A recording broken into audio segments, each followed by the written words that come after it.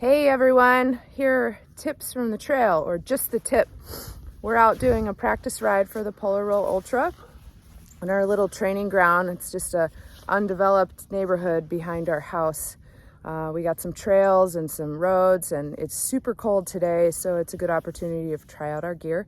But we wanted to talk to you a little bit about something that Al deals with and some of our other athletes. It's called Raynauds. Some of you might be familiar with it. I know living with Al, we have gloves in like 5-degree increments. It's a constant battle, and he wanted to kind of tell you a little bit about it and what he does to handle the cold. So I'm not a doctor, but but the best I can describe Raynauds is it's an overreaction to the cold weather or colder temperatures. It doesn't even have to be super cold, by your veins and your capillaries in your hands and your fingers and your feet usually. So what usually will happen is it overreacts. You'll have what almost looks like zombie fingers, just like how we call them. It's a discoloration in your fingers, and so it limits the blood flow to your fingers and your toes, and it starts to sting. You'll notice they'll either go numb, or as they warm up they start to sting really bad. Causes a little bit of pain. Growing up, my dad called them Sally hands. Come to find out, there was an actual reason for it. For me, it's a constant challenge. Like Kristen said, that we have gloves in increments of about every 5 degrees.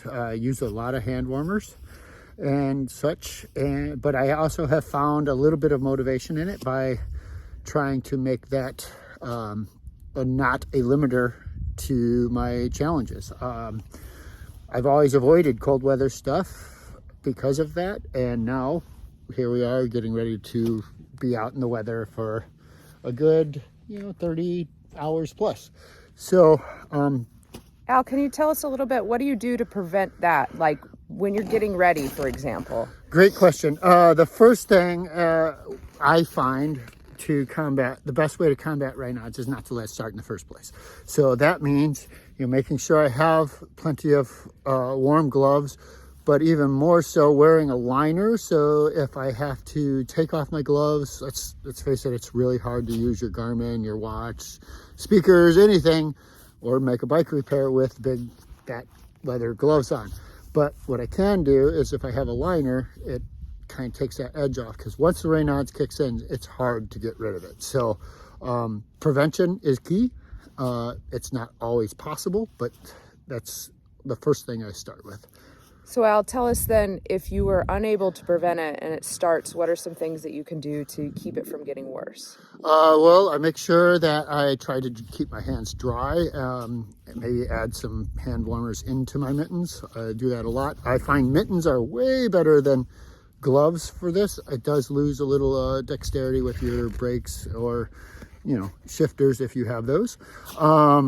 That's why we got rid of shifters, so I don't have to worry about that. That's why we ride single speed. But that is a key. These are a combination where it's mitten with one finger out, but the first thing that gets cold is my thumb and my forefinger. My forefinger, at least I could pull out and put into the main area. I think just keeping that circulation and being close to the other fingers helps a lot. Plus, I try to size up one size of my gloves so that everything is tight, so not tight, so it keeps the circulation flowing a little better. And this is something that, just so you guys all know out on the trail, this is something that afflicts people not just in the cold months, but also in the summer. Some people are so extreme that even walking down like the freezer aisle at the grocery store causes the Raynauds to kick in, or swimming for that matter. So it's something that a lot of athletes deal with, and we just thought we'd be helpful and give you some ideas on what Al does to prevent that. Spend your money on boots and gloves, quality. Yep. All right. Peace out.